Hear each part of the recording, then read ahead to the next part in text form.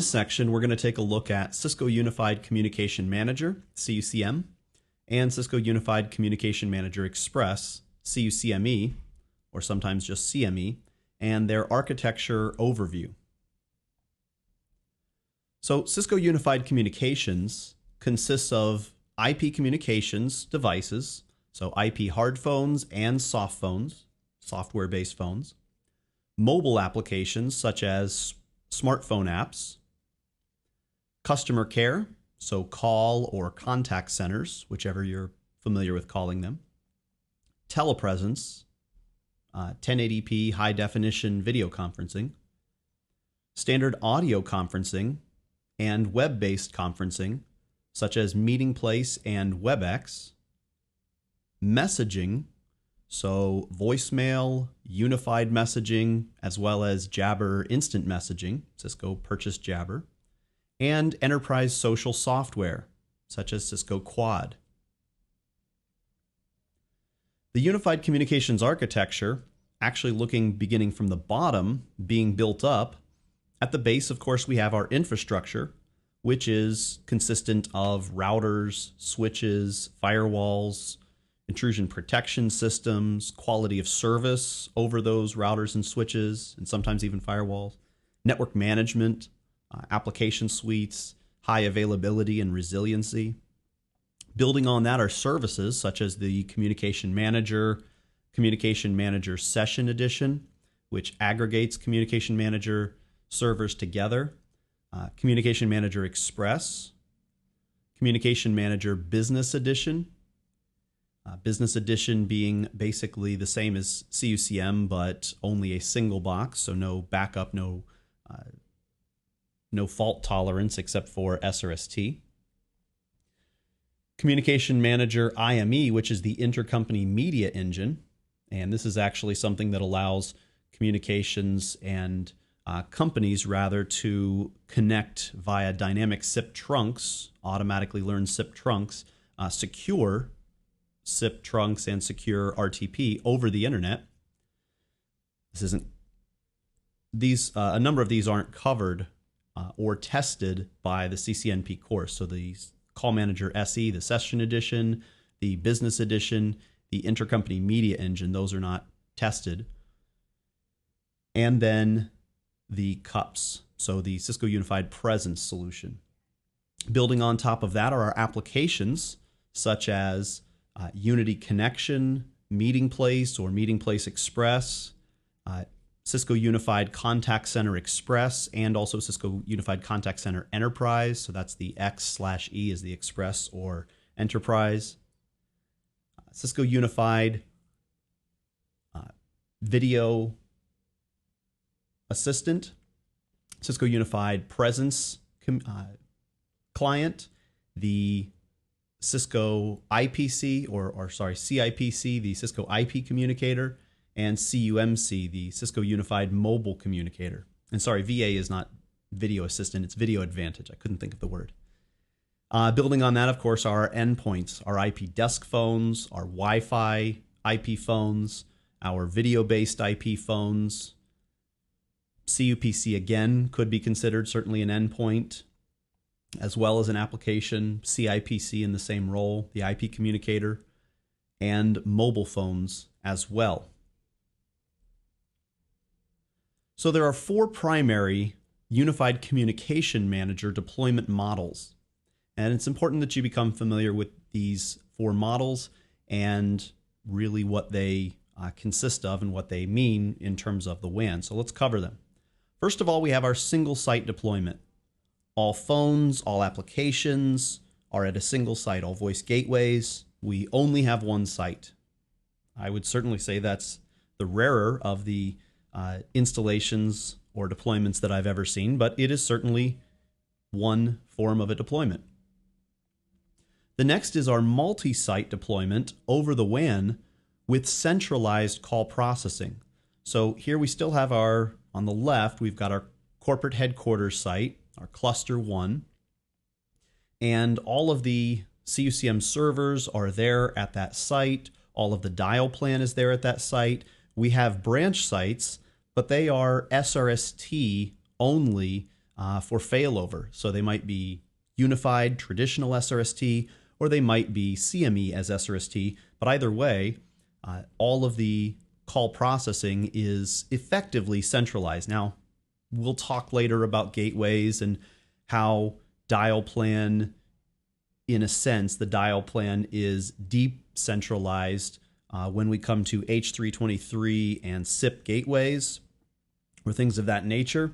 But here we're not talking about dial plan, we're talking about call processing primarily. And indeed, even if some of these voice gateways out at the edge branch offices are H323 and so the dial plan is decentralized, the call processing is still all very much centralized. And I want to make that important distinction. Oops. I want to make that important distinction because I don't want you to become confused when we talk about decentralized dial plan, but we are working in a centralized call processing environment. So all the call processing is still being done by the CUCM servers. Okay, the gateways out at the branch offices may have dial plan decisions to make, but they really don't deal with the call processing and where the call should be routed to per se. Okay. The next is a multi-site over WAN with distributed call processing. So here we've got actually a whole nother cluster that replaced one of our branch offices. This is cluster 2 on the right. It's a separate cluster. It has separate phones. Maybe one of those 2 branch SRST branch offices are registered to cluster 1. Maybe one's registered to cluster 2. But the point is that we do have an entire separate cluster with separate call processing. Okay, now calls can still take place between those clusters, between those multi-sites, but there are 2 separate call processing clusters. And the fourth deployment model is what's called clustering over the WAN. And yes, Cisco refers to this as COW. And so this is, if you notice, our right site, the site on the right of the screen, just turned from cluster 2 into cluster 1. So now we have, and we did have 5 CUCM servers at each site, just as a representation. Doesn't have to be actually 5 servers, could be more, could be less. But now we have 3 of those over on the left at the corporate headquarter cluster 1. Should call it, maybe data center 1. And at the same cluster 1, but on the right, so maybe data center 2, but still part of cluster 1, we have 2 of those servers.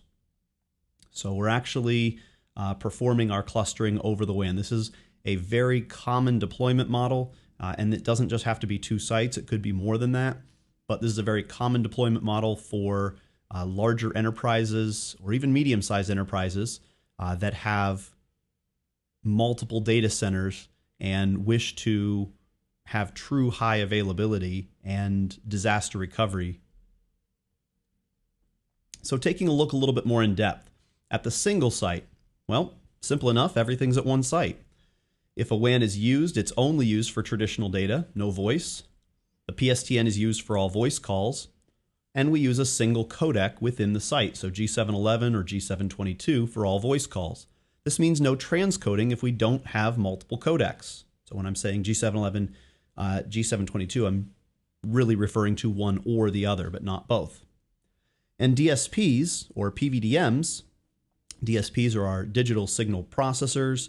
PVDMs are really Cisco's implementation of DSPs. We're going to talk a lot more about those. PVDMs are packet voice data modules, but really Cisco's DSPs.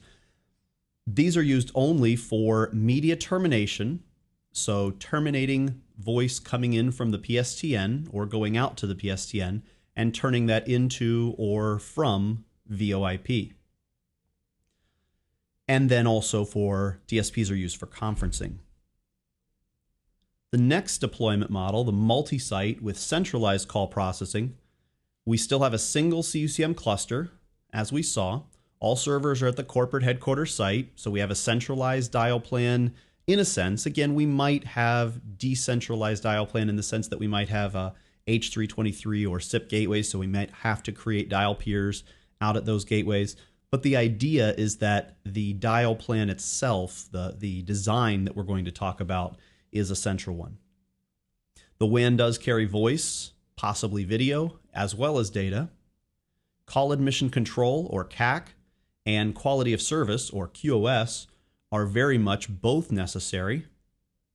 Quality of service obviously guaranteeing that our voice and video has priority and doesn't get trampled on or muffled or dropped or anything by larger data.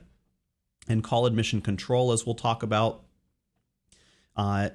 being something that basically makes sure that we've only got so much bandwidth that we can allocate to our quality of service queues, and call admission control makes sure that no more calls than would otherwise fill those priority queues are allowed to go through the WAN.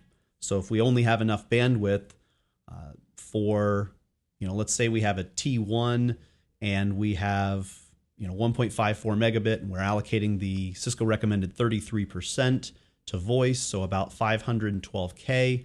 And let's just say that would safely allow, let's just say roughly, for maybe 20 calls. So we want to make sure that call admission control makes sure that 20 calls are the maximum that are allowed to go over the WAN, probably G.729. Okay, so if we had 21 calls, then that's going to cause a problem. Call admission control makes sure that 21st call is not allowed to go through, and we'll take a look at what happens when it's not allowed to go through. It's something called AAR, Automated Alternate Routing, and it can reroute over the PSTN. But we first need to tell it it's not allowed to go. So those two are very much necessary. SRST, or Survivable Remote Site Telephony, with optional HSRP, or Hot Standby Router Protocol, which allows us to have two routers, as you probably know. And we would keep the configurations the same, so that if one of our SRST routers were to go down, the other one would stay up at each site, especially at larger sites, maybe 500 phones or something. That would be quite a problem if one of our routers that was responsible for all of our phones during an outage, during a WAN outage, when SRST, or Survivable Remote Site Telephony, kicked in, that would be a problem if that went down. So there's where HSRP can really help. So those need to run at the remote sites for WAN failure. AAR, as I mentioned earlier, Automated Alternate Routing, is necessary if call admission control says that the WAN bandwidth has been depleted. We'll use G.711 or G.722 within a site, but between sites we'll use G.729 for over the WAN, or we could elect for another codec. DSPs are used not only for POTS media termination, so plain old telephony service, but also for conferencing and transcoding.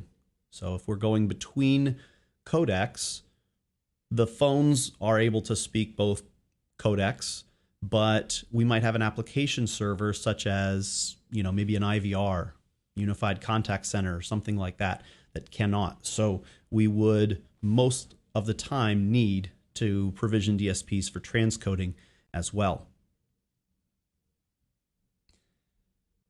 Then looking at multi-site distributed call processing. So this is where we have two separate clusters or more. So we've got a CUCM cluster at each site, or CME, or other IP PBX. The WAN again carries voice, video, and data. Again, CAC and QoS are very much both necessary. No SRST, and we did look at an example where we had SRST at some of the branch sites, but I probably should have drawn those as separate CME sites. The idea of multi-site distributed call processing is that at least at the sites where we have the CME or the full CUCM clusters, at those sites we don't need SRST because they already have their primary call processing cluster. Again, whether that's their normally registered phones are normally registered to CME or normally registered to a separate CUCM cluster from phones that are over at a different WAN site, whichever, we don't have the need for WAN failure, or I should say, if there is WAN failure, we don't have the need for survivable remote site telephony. We have full-time telephony. And this scales infinitely, really, because the size of the cluster, we don't have to worry about, only being able to support so many phones or so many branch offices. We can have as many as we want as long as we keep adding these CME or CUCM distributed call processing clusters. Again, it's also transparent WAN failure. Users don't experience, first of all, a blip if the WAN goes down. With SRST, they would experience a blip if they were on the call, as long as that call was not over the WAN, but it was local to their voice gateway. They would not drop their call per se, but as soon as they hung up, or if they weren't on the phone to begin with, when that WAN failure occurred, their phones would have to stop, obviously, communicating with their primary call processing engine, add a CUCM cluster across the WAN, and it would briefly try to look for their secondary or tertiary servers, finally probably finding their tertiary or even fourth server on the list being the SRST server, and being able to then register with it. So they'll experience a brief outage, then they'll come back up to their SRST. And another issue is that they may have different or reduced functionality. Now, we obviously do as much as we can to keep the functionality the same when in SRST, but there are certain things that SRST cannot provide that a full CUCM cluster can. That list is shrinking every day, the things that it cannot provide, but it still will be a little bit different. In a multi-site distributed call processing, they may use an H323 gatekeeper to centralize a dial plan to deal with call routing and also to deal with call admission control. They also could use a new method, which is call control discovery with RSVP in SIP preconditioning, something we'll definitely take a look at in depth.